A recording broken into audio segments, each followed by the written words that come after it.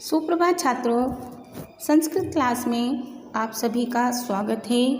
मैं कुसुम Sethia divine public school से आपको आज विसर्ग संधि की परिभाषा तथा उनके प्रकार के बारे में बताने जा रही हूँ। तो यह संधि शुरू करने से पहले छात्रों मैं आपको बताना चाहूँगी कि विसर्ग किसे कहते हैं और इसका उच्चारण क्या होता है।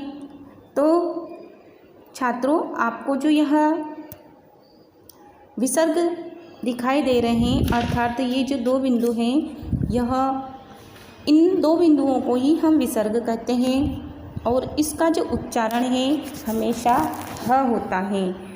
जैसे मान लीजिए यहाँ पर लिखा हुआ है आपके समक्ष कि स, और उसके बाद में यह दो बिंदु लगे हुए हैं, तो यानी हम इसको स पढ़ करके फिर पीछे ह पढ़ेंगे, तो यह हो जाएगा सह, यानी उसका उच्चारण हमने ह किया। तो विसर्ग का उच्चारण हमेशा क्या होता है? ह होता है, यानी विसर्ग को हम ह पढ़ते हैं। यह बात तो हो गई हमारी क्लियर। तो छात्रों, अब हम विसर्ग संधि के बारे में पढ़ेंगे कि विसर्ग संधि किसे कहते हैं और कैसे होती है। तो जब भी हम विसर्ग संधि पढ़ते हैं या आपके एग्ज़ाम में अगर संधि आई हुई है और संधि विच्छेद करके दिया हुआ है, तो छात्रों यदि संधि विच्छेद किया हुआ है और यहाँ पर यदि विसर्ग लगा हुआ है तो समझना कि वह विसर्ग संधि का उदाहरण है।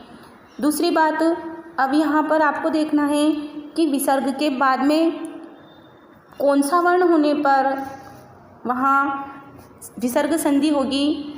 तो यदि मान लो हमारा यहाँ विसर्ग है और विसर्ग के बाद में इस जगह यदि स्वर या व्यंजन, इन दोनों वर्णों में से कोई एक वर्ण यदि होता है, तो विसर्ग और इन वर्णों के मेल से जो विकार उत्पन्न होगा वह कहलाएगा विसर्ग संधि।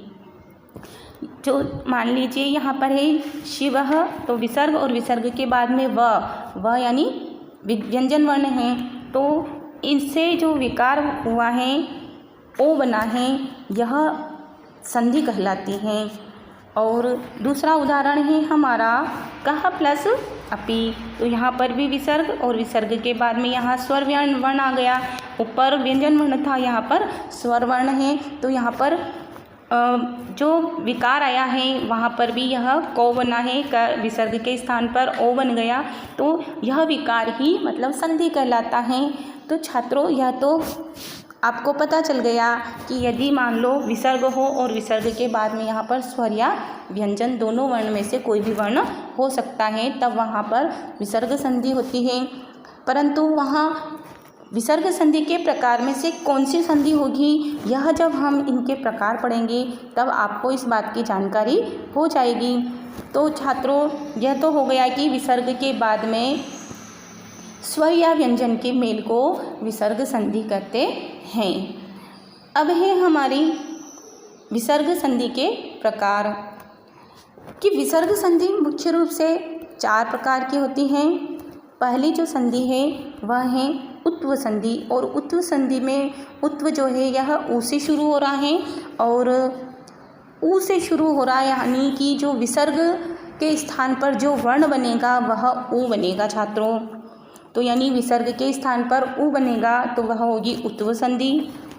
विसर्ग के स्थान पर यदि र बनता है तो वह होगी रुत्व संधि, यानी जो भी वर्ण आगे वाले हैं उनके हिसाब से ये 3 संधियों में उत्व में विसर्ग के स्थान पर ओ बनेगा, रुत्व में र से शुरू हो रहा है यह पहला शब्द, तो यहाँ पर हो जाएगा र विसर्ग के स्थान पर, और सत्व में स से शुरू हो रहा है, यानी विसर्ग के स्थान पर श स, इन तीनों वर्णों में से कोई भी एक वर्ण बनता है। तो शर्त होती है कि कौन सा वर्ण आने पर कौन सा श बनेगा, तो यह जब हम सत्व संधि पढ़ेंगे तब ये इस बात का आपको पता लगेगा। और चौथी और अंतिम संधि है हमारी लोप संधि, और लोप का अर्थ होता है गायब हो जाना, हटना, अर्थात इस लोप संधि में जब संधि होगी तब आपको यह विसर्ग दिखाई नहीं देगा, अर्थात गायब हो जाएगा। तो यह होगी लोप संधि।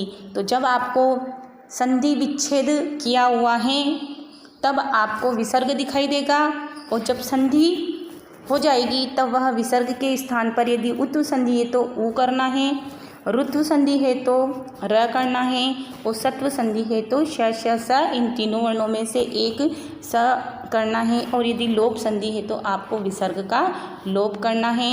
तो इसकी हम विस्तार से जानकारी लेंगे जब हम इनके प्रकार पढ़ेंगे। तो छात्रों, यदि आपको मेरी यह वीडियो अच्छी लगी हो तो प्लीज़ लाइक करें और कमेंट करें तथा सब्सक्राइब करना नहीं भूलें। Thank you.